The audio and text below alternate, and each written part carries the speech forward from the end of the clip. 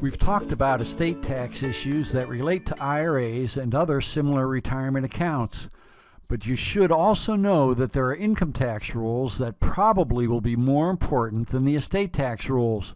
First, let's briefly talk about planning you may want to do while you're alive to set things up for the income tax decisions your beneficiaries will be making after you pass away. Let's call that lifetime planning, and then let's talk about what your beneficiaries should be thinking about as they make their decisions after you pass away. We can call that planning after-death planning. When thinking about your lifetime planning, the first thing you may want to focus on is what tax bracket might apply when you or your beneficiary make a withdrawal from your retirement account. If the tax bracket that applies now will be lower than the tax bracket that will apply in the future, it may make sense for you or your beneficiary to withdraw now instead of in the future, if everything else is equal, which of course it won't be. It is also true that if the tax bracket that applies now is higher than the tax bracket that will apply in the future, it may make sense to withdraw in the future if you or your beneficiary can put it off a while. While tax brackets are lower as a result of the recent tax law changes in the Tax Cuts and Jobs Act, you may want to consider whether converting some of your regular IRAs to Roth IRAs makes sense so that you, and especially your beneficiaries, can enjoy tax-exempt growth in the Roth while the tax brackets that might otherwise apply in the future to your income or your beneficiaries' incomes might be higher. It's important to note that the recent tax reductions are temporary. They're already scheduled to sunset in 2026. In other words, tax increases are already planned for 2026. Also, when thinking about tax brackets, you should consider whether the brackets of your beneficiaries might be higher. If your beneficiaries are in a younger generation, it may be the case that after your death, your beneficiaries will be at their peak income earning years. As a result, their tax brackets may be higher than yours. Also, as the opportunities to shelter retirement funds, whether Roth or regular IRAs, expire as a result of new tax rules that limit how long your beneficiaries can delay withdrawing money from their inherited IRAs, you and your beneficiaries after you pass away may want to consider other strategies to shelter or defer tax on such assets. Such strategies may include life insurance and charitable trusts.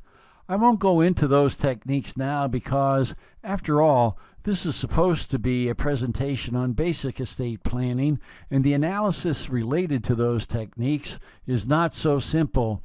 If you're interested in that type of planning, however, you will need input from some very good tax accountants and financial planners. That's all I have to say about lifetime planning for retirement plan accounts right now. Now let's talk about the rules that apply when your beneficiaries are doing their after-death planning. The first thing to keep in mind when your beneficiaries are doing their after-death planning is that as your beneficiary withdraws money from your retirement account after your death, it will be subjected to income tax on the amount withdrawn. Therefore, if possible, it's almost always a good idea to keep the retirement account assets in a type of retirement account which has a special favorable income tax status. In the case of a traditional IRA, for example, the special status is postponement or deferral of income taxes, which means that the retirement account grows and generates income in an environment that is not taxed until it's withdrawn from the retirement account. In the case of a Roth IRA, the special status is tax exemption, not just tax deferral. Keep in mind that when the participant or owner of a retirement plan account dies, the current general rule or default rule for how quickly the IRA account must be withdrawn and subjected to income tax is 5 years. In other words, if the value of the IRA is $1 million at your death, and if the 5-year rule applies, there will be a lot of income tax to pay over that 5-year period. 5 years is pretty fast. Maybe you've been saving in such a tax-deferred environment for 30 or more years, and it's been growing. Taxing the whole $1 million all in 5 years after your death, probably at much higher income tax rates, is a big deal and should be avoided if possible. The 5-year rule was the general rule under the old law, and it's also the general rule under the new Secure Act that was effective on January 1st, 2020. The Secure Act, however, makes important changes to the exceptions to the 5-year rule. The exceptions to the 5-year rule are what most people use when doing their planning. In most cases, proper use of the exceptions will result in either a rollover rule for the surviving spouse, that's the same rollover rule that applied to surviving spouses before the Secure Act, or a 10-year rule instead of a 5-year rule for certain types of beneficiaries known as designated beneficiaries. First, let's talk about the rollover rule that applies to surviving spouses. The new rules under the Secure Act retain the special status of the surviving spouse. In the case of a surviving spouse who is the beneficiary of her deceased spouse's IRA, the surviving spouse can take the IRA, roll the whole balance over into her own IRA, and treat it all as her own. There is no income tax imposed when the surviving spouse does so. As a result, the surviving spouse has no required minimum distributions until age 72, at which time she must start taking required minimum distributions, also known as RMDs, and the RMDs would be in annual installments over a period a little longer than her life expectancy. Then at the surviving spouse's death, the balance in the account goes to the beneficiaries, and the beneficiaries can choose to withdraw the IRA over a period of time according to the rules that apply to designated beneficiaries that I'm about to explain. That period of time is usually much shorter under the new rules than under the old pre-2020 rules. Now seems like a good time to point out that it may make sense for the surviving spouse to consider converting part of her rollover IRA, probably in relatively small amounts over time, to a Roth IRA. But, as I said before, the surviving spouse will need the input of a good tax accountant and financial planner before making that type of decision. If the surviving spouse does not elect to roll over, she can take advantage of the other rules that apply to designated beneficiaries, which I'm about to explain, because the surviving spouse is considered a designated beneficiary, albeit a designated beneficiary with a special rollover rule. Now let's talk about the exceptions to the 5-year rule that apply to other non-spouse designated beneficiaries. Under the old pre-Secure Act, pre-2020 rules, one important exception was that if you name an individual as the beneficiary of the IRA, then at your death, the death benefit can be paid out in annual installments called required minimum distributions over the life expectancy of the individual beneficiary. That rule applied only to designated beneficiaries, and, by definition, an individual is a designated beneficiary. Under the old rule, for the exception to apply, the RMDs had to start in the first calendar year that followed the account owner's death and continue after that each year until the beneficiary's death.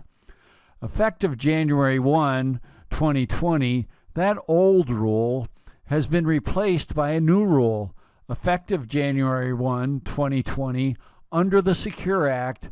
If the designated beneficiary is an individual, unless the beneficiary is eligible for one of the exceptions, which I'll talk about in a little while, the beneficiary has 10 years and no more to take the distributions of the full account balance. During the 10-year period, the beneficiary can choose from time to time to take any amount or amounts, or no amount at all, until the 10th year. In the 10th year, the beneficiary must withdraw whatever is in the retirement account.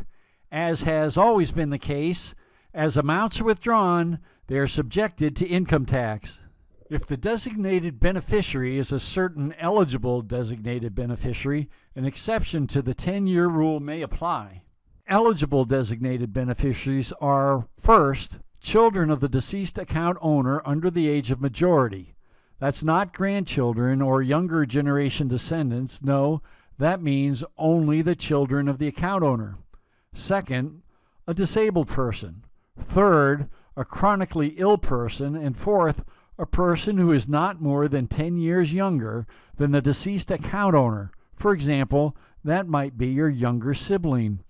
If the designated beneficiary is one of the 4 eligible designated beneficiaries, then, instead of the 10-year rule, the RMDs can be stretched out based on the eligible designated beneficiary's life expectancy, but subject to certain conditions that make the exceptions less attractive. For example, in the case of the first 3 eligible designated beneficiary, that's the minor child, the disabled person, and the chronically ill person, it would be helpful if our clients could name a trust to receive the retirement account assets for the benefit of the eligible designated beneficiary. In order for such trust to qualify for the longer stretch-out distributions, however, the trust must satisfy certain requirements that make them less flexible than we would like. The types of trusts that would provide more flexibility would usually be subject to the 10-year rule, not the rule that allows payments over a lifetime stretch. Until now, we've been talking about the exceptions to the 5-year rule. Let's get back to the 5-year rule and talk about when it applies, because that's what you want to avoid. If an individual is not the beneficiary of the IRA, in other words, if any of the IRA balance could go to a non-individual like an estate or a charity or to a non-qualifying trust, then the benefit must be paid out over 5 years and no longer than that. There is one more exception to the 5-year rule. This exception appears to apply if the IRA owner has reached the required beginning date, which is now 72, before the owner passes away. If the IRA owner reaches the required beginning date and then dies, the beneficiary, whether or not the beneficiary is a non-individual like an estate or charity, may take the death benefit over the remaining life expectancy of the deceased owner determined as of the date of the owner's death. It's possible in some cases for the deceased account owner's remaining life expectancy to exceed 10 years. In that case, the beneficiary could make withdrawals over a period of time that exceeds 10 years, but the difference probably would be a small one. To conclude this segment, consider the following. If you are an IRA account owner and you're trying to figure out how to name beneficiaries who will receive the account at your death, the new rules make the math related to your decision quite a bit more complicated, and you should get input from your tax accountant. As discussed briefly above, one thing you may want to consider is whether conversions to a Roth IRA might make sense. If you are a beneficiary who's doing the math related to your decisions on how to withdraw the funds from the retirement account, the same thing applies to you, and you should get input from your tax accountant. There is no one-size-fits-all approach. Your strategy will depend on a number of factors unique to you, including your age at the time of the account owner's death, your tax bracket in the year of the account owner's death, your tax brackets during the 10 years following the account owner's death, the tax law that applies 10 years after the account owner's death, and your needs during that period, in addition to other factors. If you are an attorney who's drafting estate planning documents and advising the client on options that should be considered, you will want to draft documents which leave as many options open as possible so that the beneficiaries can take advantage of whatever opportunities might exist at the time of the account owner's death. That's the end of our segment on retirement plan accounts. We hope it's been helpful. In our next segment, we'll be talking about revocable living trusts, will substitutes, and probate avoidance. Thank you for watching.